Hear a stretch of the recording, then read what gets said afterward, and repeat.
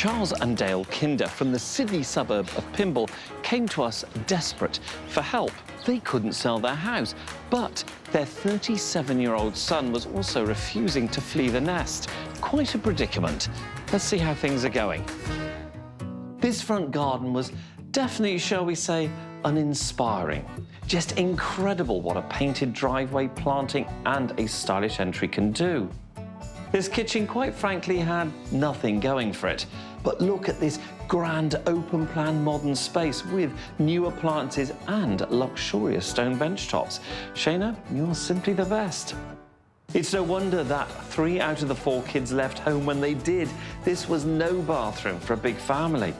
Heath won't want to leave. I don't blame him. What a masterpiece.